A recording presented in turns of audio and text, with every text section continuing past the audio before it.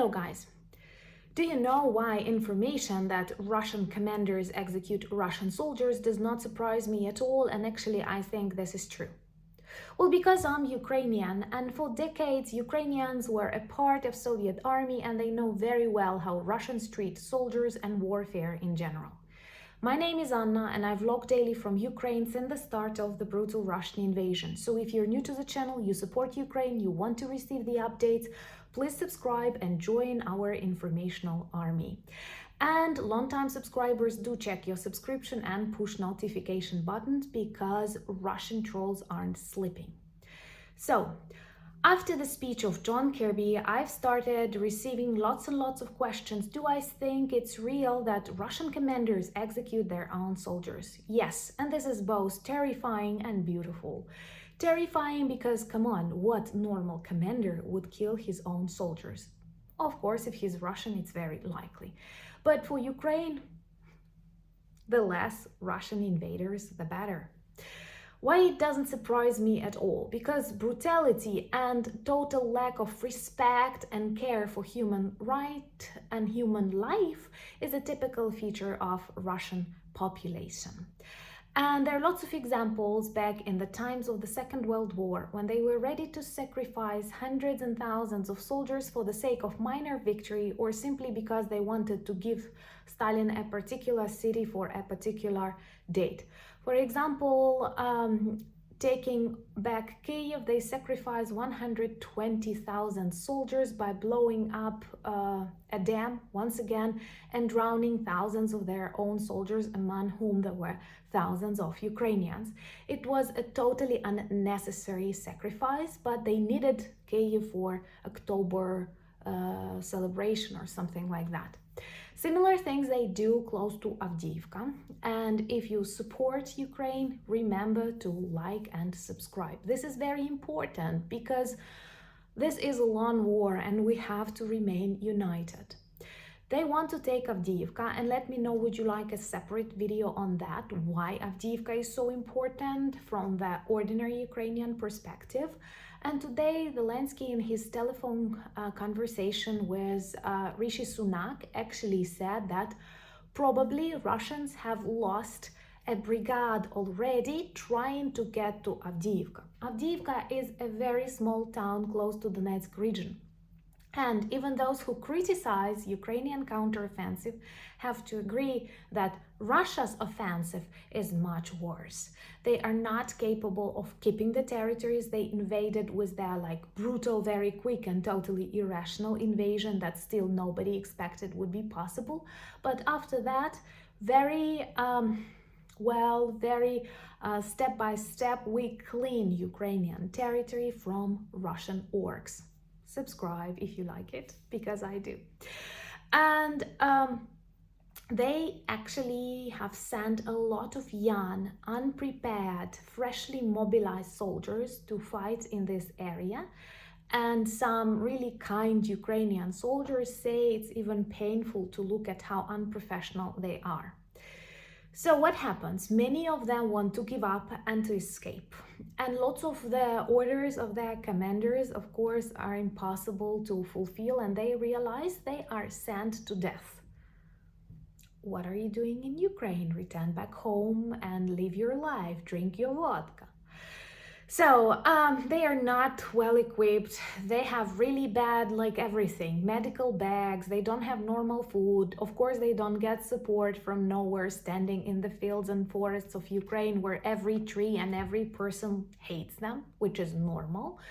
And so these soldiers, they want to escape and save their lives.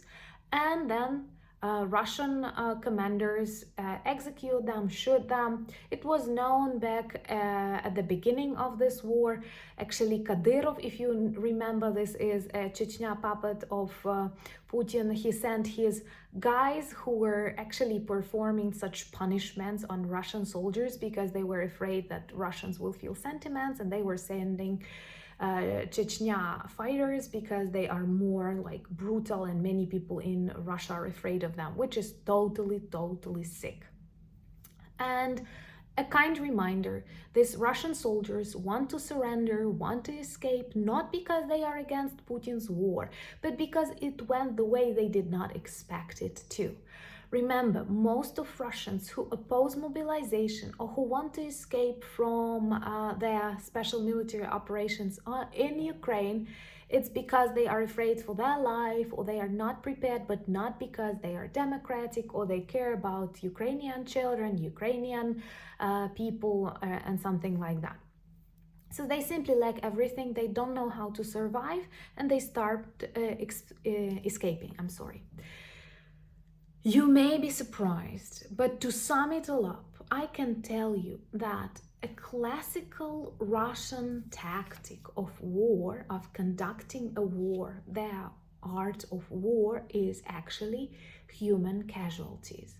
Something that Kirby called as human wave, like their plan to win in this war is by prolonging it and sending as many people as needed. So they are ready, I don't know, like if they will have 10,000 Russian soldiers die per day, I think they will not bother because they know they have millions of miserable people who obey, who serve, and who don't question, who don't ask. You don't see serious protests inside Russia against mobilization.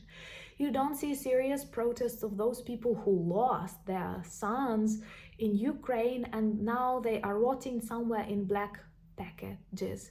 This is actually awful. You know, this is a common joke, like when you're traveling to Ukraine, Russian soldiers bring a black plastic packet with you so that we will send you back in it. But they don't pick them up. They have nothing like sacred, nothing normal. It's good. They don't care about these people, these corpses. They actually cause ecocide in Ukraine and they don't inform their relatives. I don't know. Even those people who are looking for something good in Russia, or you are afraid that Russia will be defeated, think about this. Russia must be liberated. Putin must be stopped because actually he kills lots and lots of Russians on this war too. So if you're that kind and you are trying to find something, remember, he is killing Russians too. So that is why it's so important to react, because as far as I understand, Putin plans just to continue as long as it takes, because he has millions to sacrifice, and that goes against our plan or a plan of any normal human being. That's why we must not forget about this war. We must not forget about the fact that Russia is a threat to global security, and I'm convinced that lots of wars and lots of conflicts on the planet are sponsored and supported by Putin's regime. And let me tell you about something good.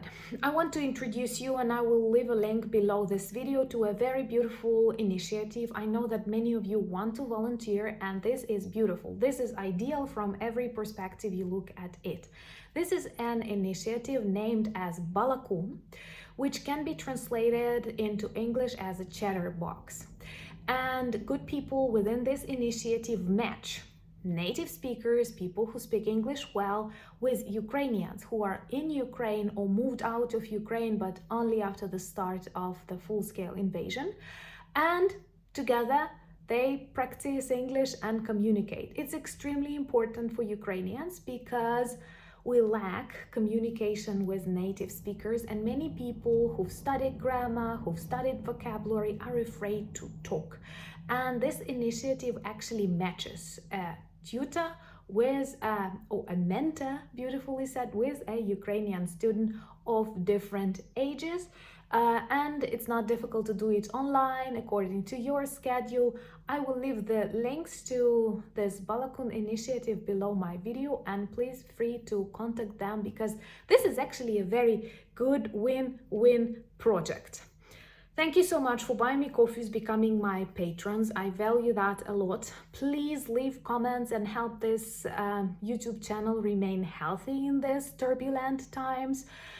Introduce yourself to our beautiful merch shop. Subscribe to my Instagram, Threads, Twitter, and join my Discord community. Actually, I entered it yesterday and had some fun. Thank you once again for being with Ukraine. Slava Ukraini!